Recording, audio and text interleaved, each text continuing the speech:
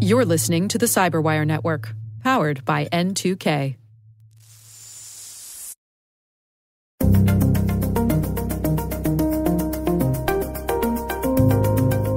We want to try something. Catfish, the catfish.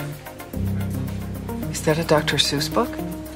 Hello, everyone, and welcome to a special edition of the Hacking Humans podcast, an occasional series we call Hacking Humans Goes to the Movies. I'm Dave Bittner, and joining me is my CyberWire colleague, Rick Howard. Hey, Rick. Hey, Dave. On this show, Rick and I look at some of our favorite clips from cinema and television, clips which demonstrate some of the scams and schemes that Joe Carrigan and I talk about on Hacking Humans. We've got some fun clips to share, so stay tuned. We'll be right back after this message from our show sponsor.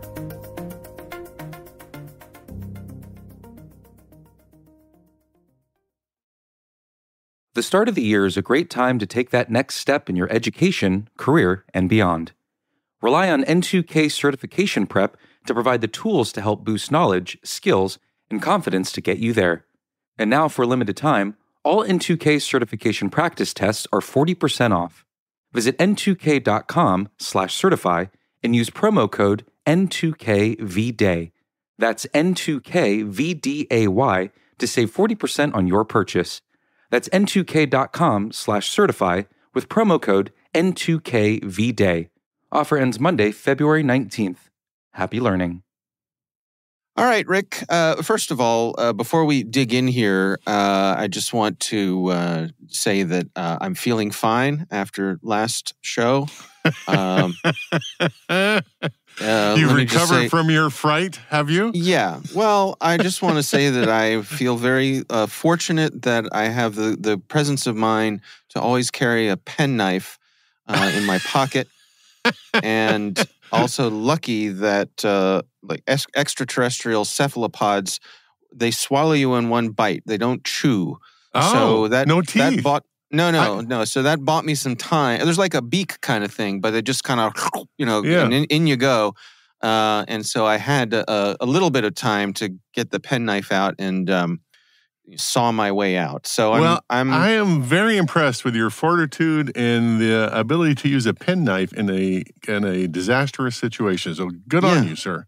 It's dark in there. It does not smell good either. So happy to be back, healed up, well bathed, So, all right. With that said, why don't we dig into our clips this week? Rick, you're gonna lead things off for us here. I don't know how to follow that, but yeah, let's do that.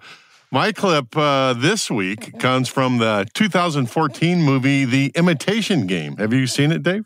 No, I'm not familiar with that one. Oh, this is one of my all-time favorites. It's directed by Morton Tildum, and he's probably most famous to our audience for the Netflix TV series Tom Clancy's Jack Ryan. The movie stars Benedict Cumberbatch, most famous for the excellent BBC TV series Sherlock, and the 6-year and 6-movie run in the Marvel Cinematic Universe playing Doctor Strange. Yeah, that's probably where I know him best. That's where he gets his most famedom, I guess. Right. But in this scene, he's playing one of my all-time computer science heroes, the inspirational Alan Turing. And you've heard me talk about him before, Dave. Oh, sure. He is responsible, for 3 groundbreaking events in computer science history. So let me list them. Yeah. Number 1, he proved mathematically back in 1937 that a computer could actually be built. Up to that point, it's just kind of theoretical. He wrote this paper called this is a big one. Let me see if I can say all this. On computable numbers with an application to the Entschuldigen problem. Okay. So say that 3 times. Yeah, easy for you to say. Well, that paper is now regarded as the theoretical foundation for all modern computing. All right, so that's number 1. Wow. Number 2 is his significant contribution to the Allied efforts in World War II in breaking the German Enigma coding machine between 1939 and 1942. And that's what this movie's about. It's all about how they did that, and it's fantastic. Right? But number 3, he defined one of the first tests for artificial intelligence called the imitation game in a paper he wrote in 1950. So in this scene from the 2014 movie, Turing describes the imitation game test. So he's talking to a police detective played by Rory Kinnear. People know him from being M's deputy in the 007 movies. And one particular episode in a Black Mirror TV show where a pig was involved in a hostage situation. And I don't know if you're familiar with this, all right? But I will let the audience discover what that means on their own. Okay. All right, anything you need to do to set this clip up? No, it's just those two talking, and it is the best explanation, I think, of what artificial intelligence is. So Mr. Kinnear talks first. All right. Could machines ever think as human beings do? Most people say not. You're not most people. Well, the problem is you're asking a stupid question. I am? Of course, machines can't think as people do. A machine is different from a person. Hence, they think differently. The interesting question is, just because something thinks differently from you, does that mean it's not thinking? No, we allow for humans to have such divergences from one another. You like strawberries. I hate ice skating. You cry at sad films. I am allergic to pollen. What is the point of different tastes, different preferences, if not to say that our brains work differently, that we think differently? And if we could say that about one another, then why can't we say the same thing for brains built of copper and wire, steel?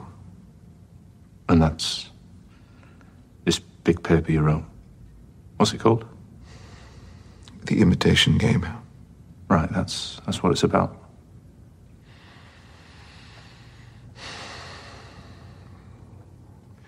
Would you like to play? Play? It's a game. A test of sorts. For determining whether something is a machine or a human being. How do I play? Well, there's a judge and a subject. And the judge asks questions, and depending on the subject's answers, determines who he is talking with, what he is talking with, and all you have to do is ask me a question. What do you think, Dave? Well, I loved it. I mean, and so this is the Turing test, right?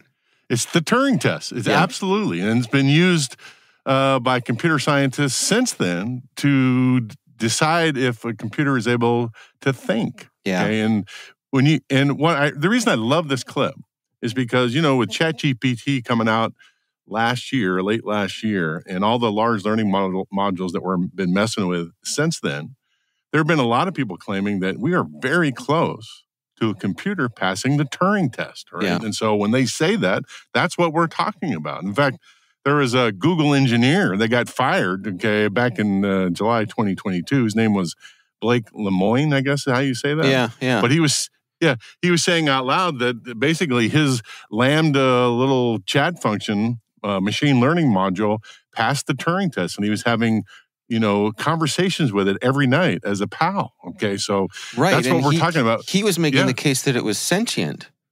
Yeah. Yeah. That's what, it's basically passing that when you can't tell if the machine is a human or not, then it's basically sentient for all practical purposes. Right now, there's a lot of computer science people that have had better definitions, better tests for artificial intelligence since then, but this was the original, all right? And Turing did it by himself. It's one of the reasons I love him so much. I love this too. And, you and I are both old timers here when it comes to computer stuff. Do you remember Eliza? Of course, yes. Eliza was this fantastic thing. Right. Describe what Eliza was. All right, so yeah. So, Eliza goes back further than my initial contact with it. So I first came across Eliza. Someone had ported Eliza to BASIC. BASIC was the computer language that came with your Apple IIs and your TRS-80s and your Commodore 64s, your VIC-20s. They all came with BASIC built in. And I think Eliza had originally been written for some of those old, college mainframes and, shared around the ARPANET and all that kind of thing. But basically, Eliza was someone's attempt at a computer therapist simulation. Mm-hmm. And the magic of Eliza was that it answered all of your questions with questions. Yeah. A little behavioral analysis trickery, okay? Right. And it seemed like it was talking to you. Yes. Right. And it was very compelling. You would say, it would say, "Hi, I'm Eliza. What's your problem?" And you'd say, "I'm having trouble with my mother." And it would say, "Tell me about your mother." Say, "Well, my mother, never lets me borrow the car." Does it upset you that your mother never lets you borrow the car? It was that kind of thing. And it would keep going. My recollection, and it's quite possible that this is a false memory, but my recollection is that every now and then Eliza would hit you with a zinger. Like you'd be talking with Eliza for a while, and then it would come back and say, "Does this have anything to do with your mother and your car?" And you'd be like, "Ah!" But it's quite possible. And there were different versions of Eliza, and sure. People who weren't back, who didn't live through that period of time. It's hard for you to imagine how little memory and processing power we had. About a year ago, I went and I looked up the source code for Eliza, and it is. There's not much there. Nothing there. Yeah. You can read through the basic coding and just, there's not much there because there wasn't room for there to be much there.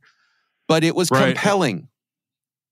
Well, I think the interesting thing about that is that was written in computer languages that are basically step by step that tried to anticipate everything you were going to say and was very good at it, right? And that seemed like it might pass the Turing test. Yeah.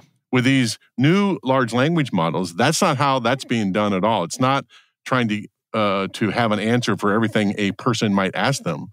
It is having a collection of data, right, and being able to understand what the human wants when they ask the question, and the computer figures it out on their own, right? That's this giant leap that we've been talking about with these large language models. Yeah. And, I think you and I might be thinking along similar lines here in that I hear a lot of people poo-pooing things like ChatGPT and saying, "Oh, that's not really thinking and it's not really this, that, or the other thing." And I can't help wondering if that's a distinction without a difference. I believe that too. And if you just use Turing's definition that we saw in this film clip, okay, it doesn't really matter in the long run. Yeah. Okay. It doesn't matter how it's done. If the humans can't tell, right, then it's, for all intents and purposes, it might as well be, right? And you can see where there are lots of applications in a very specific domain that we're very close to passing the Turing test. With Alexa, right, close to it. With self-driving cars, very close to it.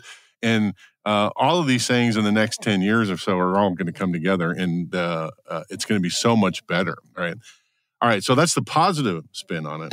The negative side is we've all been using these chat GPTs for, a little over a year. Yeah. And it makes a lot of mistakes, just like humans do. Sure. Okay. And so my current evaluation of those modules now are, it's just a little bit bigger than a little bit better than Wikipedia, right? So, and it does some things really well, but other things it completely misses, right? And so we're not quite there yet.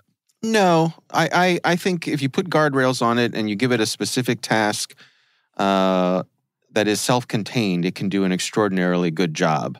But I think in particular, if you go out and ask it for some facts about something, then you have to be really careful because it'll make things up. Now, getting back to this thing with Turing, though, the other thing that really stimulates my imagination with this is the notion of different kinds of intelligence. And, at the outset here, I was joking about, well, not maybe joking, about the cephalopod that swallowed me whole. Joking, no. Scientists are looking at things like octopus, right? Like they're looking at octopus and saying that it's a different kind of intelligence than we have. There's absolutely intelligence there. There's these stories of aquariums having an octopus that'll squirt water out of their tank to turn out a light that's annoying them. Things like that. they can think, they can solve puzzles, but it doesn't seem to be the same way that we do. Their nervous system, it's just distributed in a different way. Compared to us, it's a little alien. And I think that's fascinating. Well, that's what Turing said in the clip, right? Just because they don't think like us doesn't mean they're not thinking, right? And we have, in our minds, we have these milestones for, what makes things intelligence. And one of them is language and, being able to solve problems. And we can see lots of evidence in that in the animal kingdom where some animal species can communicate with their own and can solve, problems that maybe seem simple to us, but it's still problem solving. Yeah. I saw a story just yesterday where someone was visiting an animal rescue organization, where they bring in wildlife that's been injured. Mm-hmm. And this place had a couple of crows that had been brought in. And the crows crows are one of the kinds of birds that have a certain ability to speak or to mimic, right? And the crows were saying caw, caw with a human accent. Oh my. And the person who was visiting the facility asked the person running the facility, like, what's this about? Why are the crows saying caw, caw with a human accent? And the person running the facility kind of rolled their eyes and said, they're making fun of us.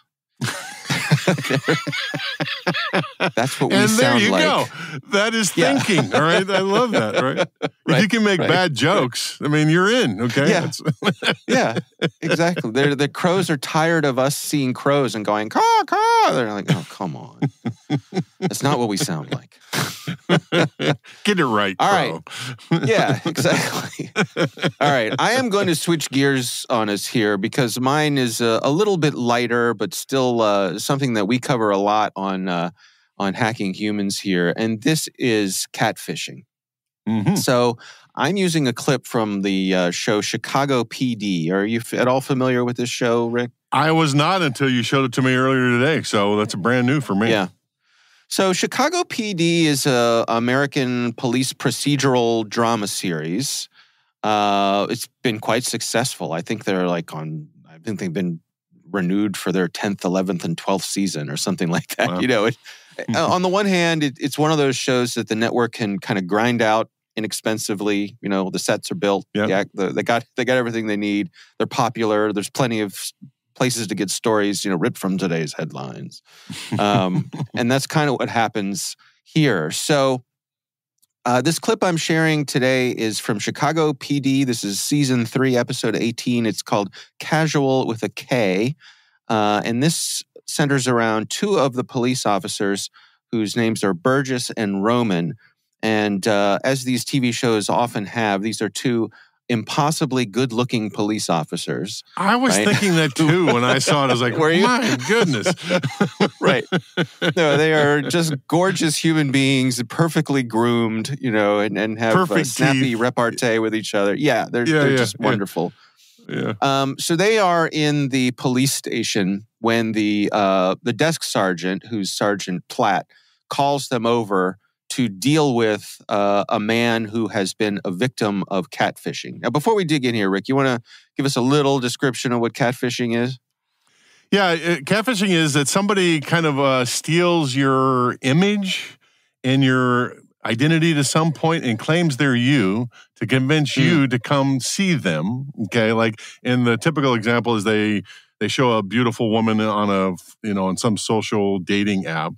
And, it's an old guy in a T-shirt and, can barely, it's overweight or something like that. But right. So then you say, yes, I want to meet this young woman. And you get there, bad things can happen to you.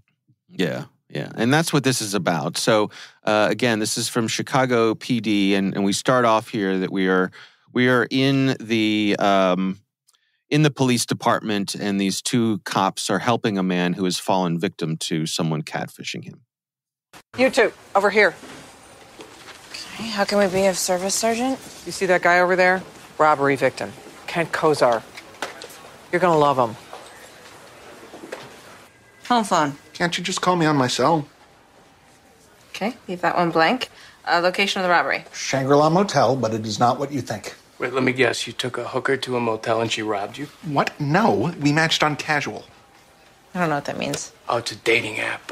Short-term dating, casual with a K. Keep things casual. That's what they promise. Her profile said she was looking for something NSA. And no strings attached. Yeah, I got that. Then what happened? She's giving her partner the stink eye. I'm just saying, Address, I go over there, lights are out, real nice time. Right? Wrong. A dude comes out of nowhere, puts a knife to my throat. Big, huge, definitely a dude. Okay, you got the hair color, the eye color. I already told you the lights were off. Okay, just show me the profile. He already erased it. It's gone. The name was Spanish, Carmela, something like that. Look, I don't care about my wallet. I just need you to get my wedding ring back. Of course. My wife, she had back surgery 6 months ago. No. We don't need that part. We'll look into this, sir, all right? Keep your phone on. That's all. I signed up for it like 4 months ago, out of curiosity. she's skeptical. Can I say that, Dave? Sarge, we think that guy Ken Kozar was targeted through a dating app. You get this over to Area Central? We just came from there. Detective Lopez and Lillard said add it to their pile. Great, so add it. Pile's this high. Yeah, we want to try something. Go on the app, put in a profile similar to Kozar's, catfish the catfisher. Is that a Dr. Seuss book? What? No, look, we checked. There are 2 other cases this month with similar complaints, with MOs using the same dating app, casual with a K. Spanish name profile gets erased. We'll draw them out. Maybe Sean and I will get lucky. That didn't mean what it sounded like. Yeah. Okay, run with it. So next we see the 2 of them. They're no longer in their uniforms. They're sitting in a car, basically on a stakeout. God, I mean, this is depressing and desperate. And lonely. She's looking through the casual app. I know that face. How? I read Sports Illustrated, that's how. She's a swimsuit model from Brazil. Her name's Esperanza Ricapero, and she's definitely not luring guys to the Wildflower Motel in Chicago under a false name. Check this out. What? NSA. No strings. Yeah, no, I got it. Now what? Now we wait. You ever eat tickets? Yeah, for what? Now you're gonna laugh at me. No, I won't. You will. Fine. It's Shakespeare in the Dark. It's like a medley of his comedies. It's put together and like you're in a sort of. It's like. Good Lord. I had a fiance when I bought the ticket. This is getting sadder by the minute, Burgess. Is it any sadder than you being on the site looking for no strings attached hookups? And don't tell me you never followed through. Apps like these are a public service. Relationships have an expiration date. Spoken like a true dude. There's an argument to be made for keeping things casual, with a K. And for your information, Burgess, I had never hooked up on this. Wait, they hit me back. We're in business. The app says they matched with Francesca. So now they're at a seedy motel walking along, to knock on a door. Francesca? Come in. That sounds female. Is this Francesca? Yes. Mike? Yeah, it's me. Come in. It's locked. Let me see your hand. Son of a bitch! Ah! What's your name? I didn't do anything. What's your name? This is assault. I'm just minding my own business. All right, turn over. Come on. Give me your other hand. It's really interesting, Francesca. You didn't have time to delete the profile yet, huh? Come on, big girl. Come on, let's get up. Big girl. Because it's a big dude. It is a big dude. They are handcuffed.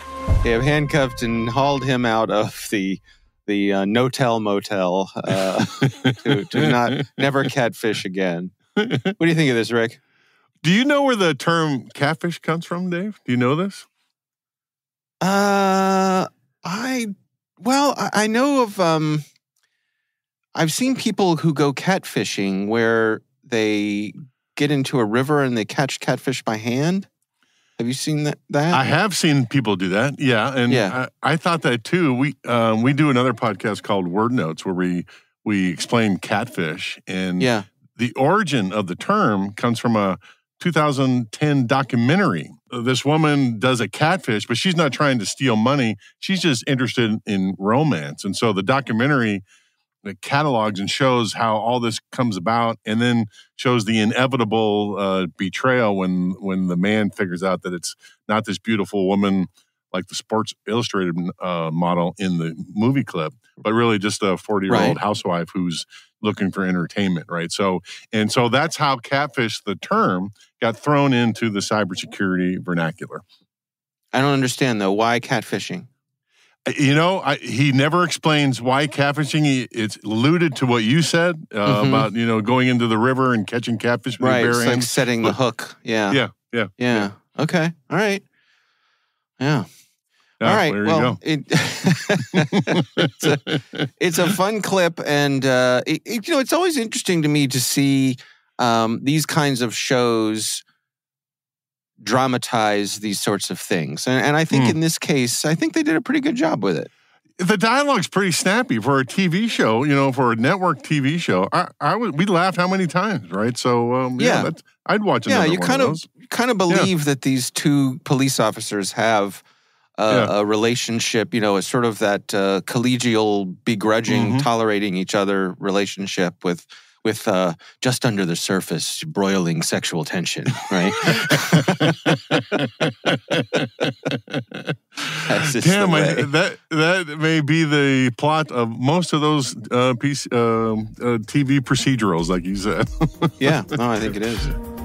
All right, well, we will have links to both of these video clips that are up on YouTube in the show notes, so you can go and check those out or watch along with us if you go back and listen to the show again, and we hope that you will do that.